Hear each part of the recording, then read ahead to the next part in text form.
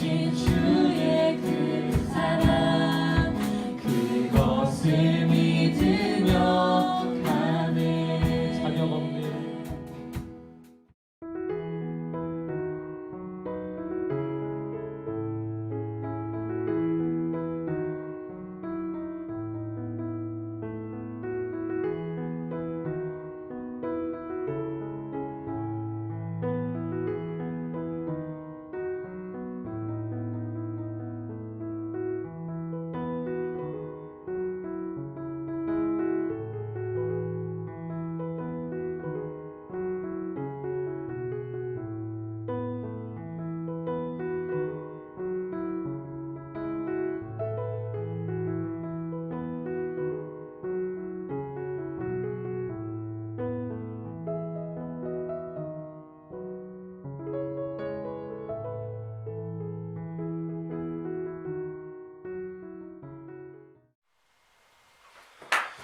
자, 여러분 반갑습니다. 한 주간 잘 지냈죠? 오늘은 여러분들과 에스겔 48장의 본문의 내용을 가지고 여러분들과 함께 말씀을 좀 나누고 싶습니다. 아마 요즘에 큐티한 친구들 본문이 되게 어려울 거라고 생각이 들어요. 하지만 여러분들이 전에 말씀드렸던 것처럼 여러분들이 충분히 이해하고 여러분 삶에 적용할 수 있습니다. 여러분 해설지 그리고 또 인터넷에 있는 자료들 통해서 큐티를 잘 하셨으면 좋겠어요. 오늘 함께 읽은 이 본문의 내용은 여러분 에스겔서의 제일 마지막 장이죠. 마지막 장이 동시에 에스겔서의 가장 마지막 부분으로 선지자 에스겔이 본 그 새로운 성전과 또 새로운 땅에 대한 환상을 다루고 있는 장면입니다. 근데 이 환상의 내용이 여러분들이 이미 큐티를 시작했는데 40장에서부터 또 이 48장까지 그 내용이 쭉 이어져요. 그 내용 기본적으로 이렇습니다. 처음에는 성전 각 구역에 대한 묘사가 나오고 또 거기서 뭐 어떻게 예배를 드려야 되는지에 대한 내용, 그리고 예배 시에 제사장이나 왕이 어떤 역할을 해야 하는지 뭐 그런 내용들이 차례로 등장을 합니다. 이게 제가 말한 것이 이게 이제 40장에서 46장의 내용이고요. 47장에 보면 또 예루살렘 지역에 위치한 성전에서부터 물이 흘러나와서 그 물이 이제 강이 되고 그것이 또 사해 바다까지 흘러서 온 지역에 생명력이 넘쳐난다. 뭐 이런 내용이 등장합니다. 그리고 성전에서 나온 물은 이 온 지역을 새롭게 한다라는 내용과 함께 47장 13절부터 보시면 새롭게 된 이 땅에서 하나님의 백성들이 어떻게 땅을 분배받는가, 땅 분배에 대한 이야기가 나오고 있습니다. 그런데 사실 이 본문의 이야기를 여러분들이 그냥 글로만 이해하기는 사실 좀 어려울 것 같습니다. 저한테도 사실 어려워요.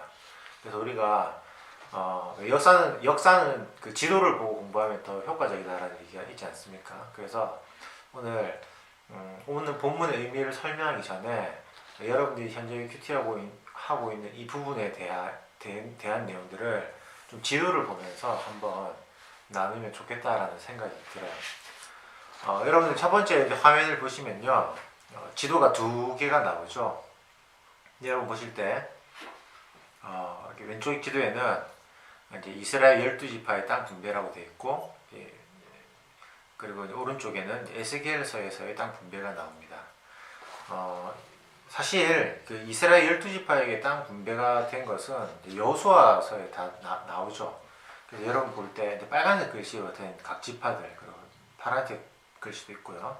대부분 빨간색으로 된 것이 이제 지파 이름인데, 이 하나님이 주신 약속의 땅을 어떻게 점령했는지, 어떻게 분배를 받았는지에 대한 내용이 나타나는데, 오늘 본문에 나타나는 지금 요즘 여러분 우리가 보고 있는 이 에스겔에서 나타나는 땅 분배의 내용을 보면 그 형태가 조금 다릅니다.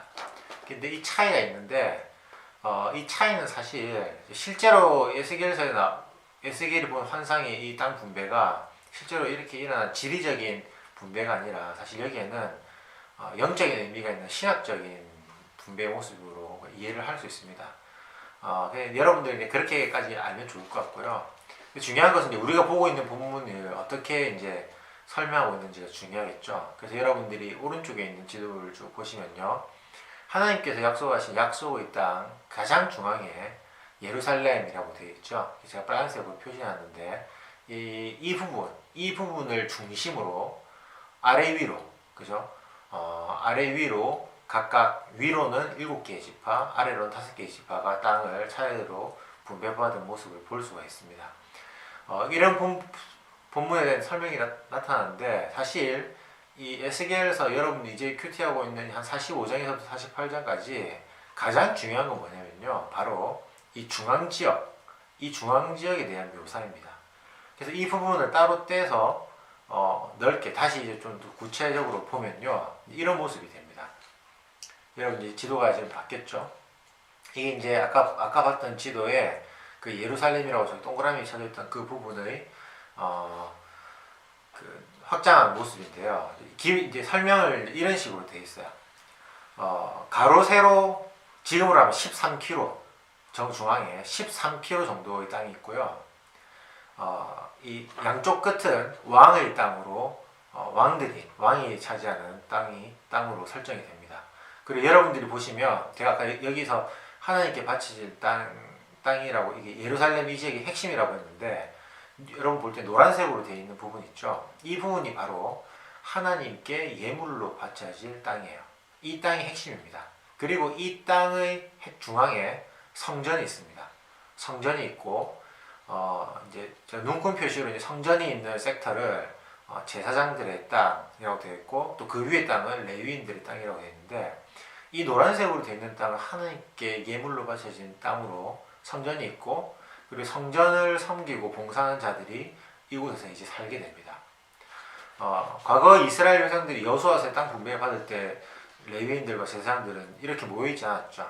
각 지파별로 흩어져서 약 48개의 성읍에서 분배되어 살았고 이제 그렇게 있었는데 이제는 여기서는 성전을 중심으로 성전을 온전히 섬길 수 있도록 이렇게 되었다라고 볼 수가 있습니다. 그래서 가로 세로 길이는 여러분들이 오늘날 단위로 환산하면 이렇게 됩니다.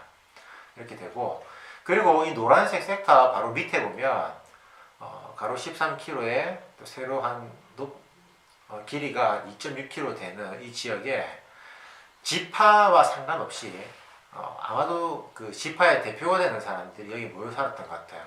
지파와 상관없이 어느 사람이라도 살 수 있는 섹터가 생겼어요. 여기에서 하나님은 성읍을 이렇게 가로 세로 총 2.6km의 큰 성읍을 세우게 하시고 이곳에서 사람들이 살게 했어요. 그리고 이 양 옆으로는 경작지죠. 사람들이 이제 농사를 짓고 수확을 할 수 있는 땅을 남겨주셨어요. 그리고 이 성읍의 이름을 하나님께서 뭐라고 하셨냐면 여호와 삼마. 여호와 삼마라는 것은 하나님께서 거기 계시다라는 뜻이에요.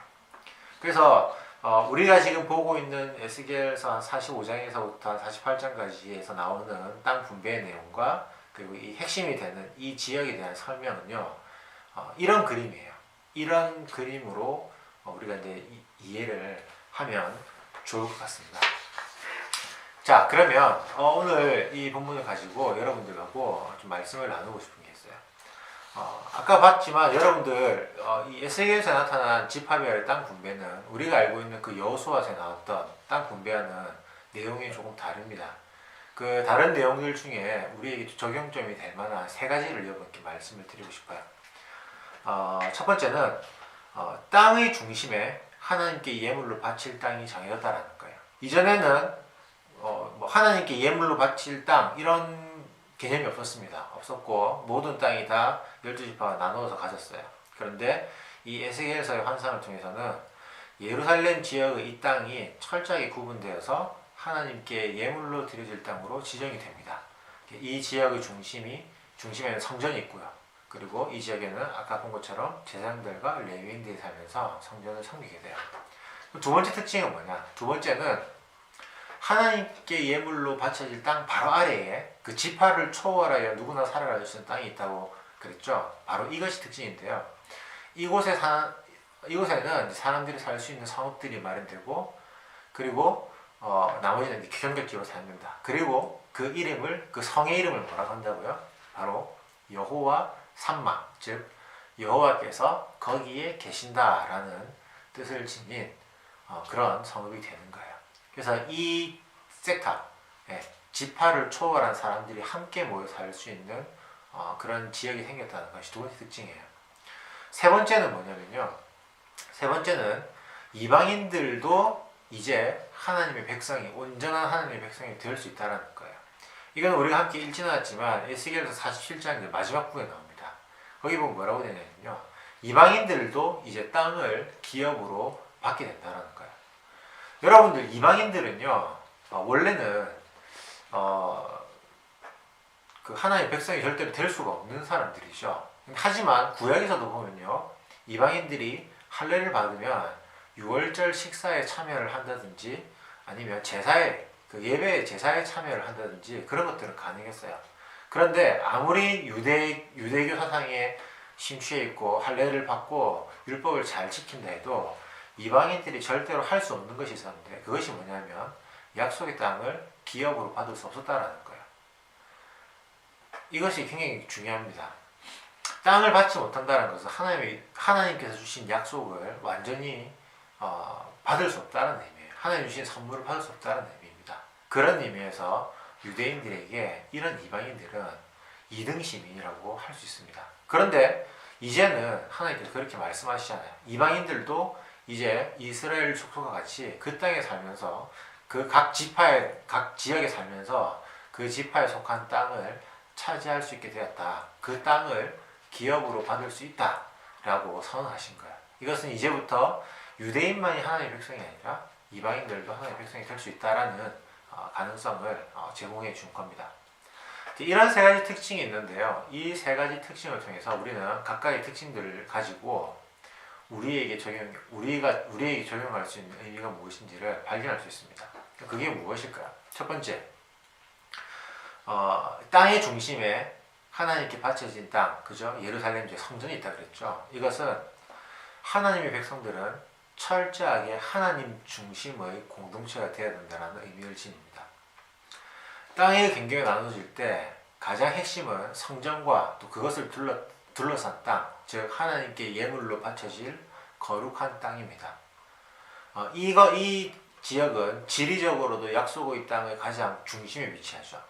이것은 하나님의 백성들이 이제는 가장 그 중심에, 삶의 중심에, 그들의 신앙의 중심에 무엇이 있어야 되냐?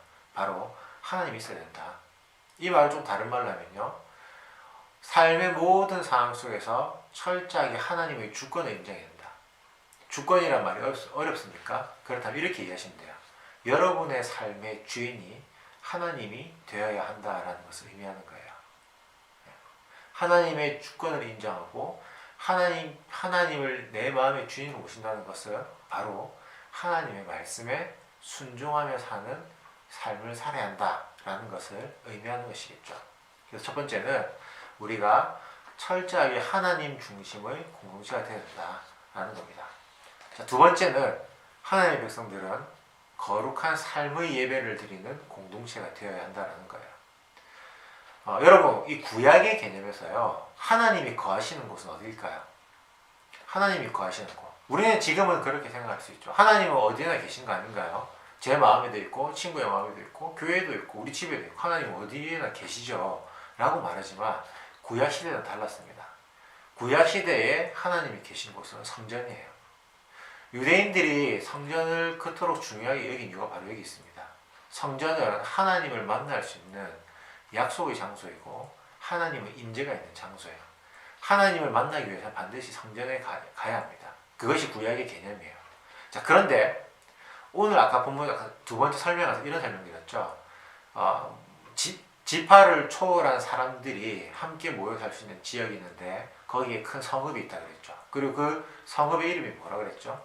여호와 삼마, 즉 하나님께서 거기에 계시다라는 거예요. 이것이 굉장히 중요합니다, 여러분.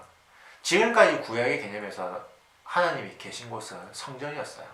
그런데 하나님은 이 에스겔 환상을 통해서 뭐라고 말씀하시냐면, 이제 내가 너희들이 거하는 곳, 지파를 초월하여 여러분들이 함께 모여 사는 그곳을 내가 여호와의 삼마라 하겠다. 즉 내가 거기에 있겠다라고 얘기를 하는 겁니다. 하나님께서는 이제부터 성전이 아닌 사람들의 삶의 터전인 성읍을 자신이 거하시는 곳이라 선포하는 겁니다. 여러분, 이 의미가 무엇이겠어요? 바로 우리 하나님 백성들이 살아가는 삶의 터전 속에 하나님이 함께 하신다는 거죠. 그리고 우리의 삶이 마치 성경에서 드리는 예배와 같은 거룩한 삶이 되어야 한다는 겁니다. 이 두 가지 의미가 바로 여호와 삼마라는 그 이름 가운데에 있는 겁니다. 결국 우리는 우리의 삶을 하나님이 기뻐하실 만한 거룩한 삶의 예배, 삶의 제사로 그렇게 드려야 하는 겁니다. 여러분의 삶을 거룩한 제사로 예배를 드리려면 어떻게 하겠어요? 우리가 잘 살아야겠죠. 하나님 말씀대로 잘 사는 게 중요하겠죠. 네, 바로 그렇게 사는 거예요. 자, 그럼 세 번째는 뭐냐면요. 하나님의 백성들은 관용의 공동체가 되어야 한다는 거예요. 아까 세 번째 이야기할 때 그 얘기했죠. 이제는 이방인들도 하나님이 주신 약속의 땅을 기업으로 받을 수 있다. 그 땅을 차지할 수 있다라고 했죠. 하나님을 믿는 믿음이 있으면 여호와 하나님에 대한 신앙이 있으면 이방인이라 할지라도 유대인이 아닐지라도 하나님의 백성이 온전한 백성이 될 수 있다라는 거예요. 이 말은 우리 공동체 또한 그러해야 한다라는 거예요. 하나님의 백성들은요, 나와 다른 사람을 인정할 수 있어야 돼요. 세상은 그렇지 않다 하더라도 그리스도인들은 그럴 수 있어야 됩니다. 왜냐하면 하나님께서 그렇게 하셨으니까. 하나님께서도 믿음만 있으면 유대인이건 이방인이건 헬라인이건 여자건 남자건 종이건 주인이건 그런 것과 상관없이 모두가 하나님 앞에서 다 하나님의 자녀가 된다라고 약속을 해주신 거예요. 그 말씀이 지금 이 에스겔서 47장 말미에 나타나는 겁니다. 우리 또한 이 하나님의 말씀을 기억하며 살아야 돼요. 우리가 실천할 수 있는 건 무엇이 있겠습니까?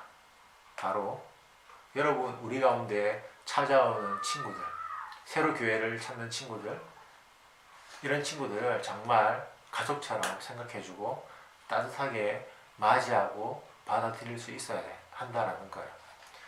우리 친구들은 교회에서 사실 끼리끼리 문화가 많잖아요. 그죠? 근데 뭐 끼리끼리의 문화가 여러분들만 그런 건 아니에요. 목사님 때도 그랬고 그전에도 그랬고 늘 교회 안에 있었던 거예요. 늘 교회 안에 있었기 때문에 그냥 그렇겠지라고 생각한 거는 잘못된 것이죠. 우리는 이 부분에 다시 진지하게 자신을 돌아봐야 됩니다. 비록 우리가 지금 당장은 모여서 예배를 드리지는 못하기 때문에 큰 적용점이 안 될 수는 있지만 여러분 우리가 생각해야 돼요. 우리가 하나님을 대한 믿음 그리고 예수님에 대한 믿음이 있다면 우리 모두가 같은 하나님의 자녀다. 한 형제고 자매다. 우리가 한 가족이라는 사실을 기억해야 됩니다. 그리고 내 옆에 있는 사람들을 소중히 여길 수 있어야 돼요. 그것이 오늘 본문이 보여주는 우리 마지막으로 주는 의미라 할 수 있습니다. 여러분들께 제가 오늘 세 가지 적용점을 드렸는데 정리를 해보겠습니다. 우리는 어떤 하나님의 백성으로서 어떤 삶을 살아야 되느냐, 우리가 어떤 존재가 되어야 되느냐. 첫 번째는 하나님의 주권을 인정하고 그분의 인도하심을 따라가는 그런 사람들이 되어야 합니다. 하나님을 내 삶의 중심에 모시고 살아야 돼요. 두 번째, 우리는 거룩한 삶의 예배를 드리는 그런 사람들이 되어야 합니다. 내 삶이 예배가 되어야 돼요. 그리고 내 예배가 삶이 되어야 합니다. 그리고 세 번째, 하나님께서 이방인을 하나님의 백성으로 맞이할 수 있는 기회를 열어주신 것처럼 우리 또한 사람에 대한 편견을 가지지 않고 사람을 대하고 또 용납할 수 있는 그런 관용을 가져야 됩니다. 여러분들이 큐티하면서 여러분 이 세 가지를 다 여러분의 삶에 적용하면 좋겠어요. 그런데 세 가지가 아니더라도 여러분들이 이번 주간 목요일까지 에스겔서를 보게 되는데 에스겔 말씀을 보면서 오늘 함께 나눈 이 말씀을 좀 기억하면서 그리고 아까 여러분들이 봤던 지도 있죠. 그 지도를 한번 곰곰이 생각해 보시면서 이번 주 말씀을 묵상하면 좋겠습니다. 그리고 여러분의 삶 가운데에 적용하면 좋겠습니다. 사랑하는 우리 고등부 친구들 정말 하나님의 주권을 인정하고 여러분의 삶을 거룩한 삶의 예배로 드리고 관용의 자세로 사람을 대할 수 있는 그런 우리 모두가 될 수 있기를 주님의 이름으로 축복합니다. 자, 여러분 광고하겠습니다. 여러분 이번 주에 보니까 다들 그 모의고사 시험지 받아가서 집에서 시험 치는 것 같던데 시험 다 잘 쳤죠? 광고는 다른 게 아니라 이제 3, 4월 큐티가 끝나고 5월부터 또 이제 큐티 책을 새로 사서 구매해서 큐티를 시작해야 되는데 이렇게 우리가 하면 좋겠어요. 개인이 큐티 책을 구매하면 좋겠습니다. 여러분 큐티 책 구매할 수 있는 거는 인터넷에 들어가서 여러분 인터넷 서점을 통해서 구매하셔도 되고 아니면 인터넷 통해서 정기 구독도 할 수 있어요. 여러분 두 달에 한 4,000원 꼴이고 1년 해도 한 25,000원 그 정도 밖에 안 됩니다. 여러분 충분히 여러분들이 스스로 할 수 있다고 생각해요. 그리고 혹시 본인이 직접 가서 사고 싶다 하는 친구들은 시내에 있는 서점에 가서 사면 됩니다. 기독서림이나 기독교문사에 가셔가지고 청소년 매일 성경 사러 왔다고 하면은 거기 계신 장로님이나 권사님이 아마 책을 주실 거예요. 그렇게 구매를 하면 좋겠고 구매를 해서 여러분들이 여러분 각반 선생님들께 책 구매한 인증샷을 남겨주시면 제가 보고 선물을 드리도록 할게요. 그렇게 인증샷을 남겨주면 좋겠습니다. 얼마 전에 이야기를 들어보니까 5월달 정도 되면 5월 초나 5월 5일 이후에 아마 학교 개학을 할 수 있다라는 얘기를 들은 것 같은데 그렇게 되면 우리가 같이 교회에서 모여서 우리도 예배를 시작할 수 있을 것 같아요. 그래서 여러분들도 특별히 4월 마지막 주 그리고 5월 첫째 주 연휴가 긴데 이 연휴 기간에 코로나가 다시 활성화되지 않도록 여러분들도 기도해 주시고 또 그리고 여러분들 스스로도 조심하셔서 우리가 빠른 시일 내에 교회에서 만나면 좋겠습니다. 여러분 알겠죠?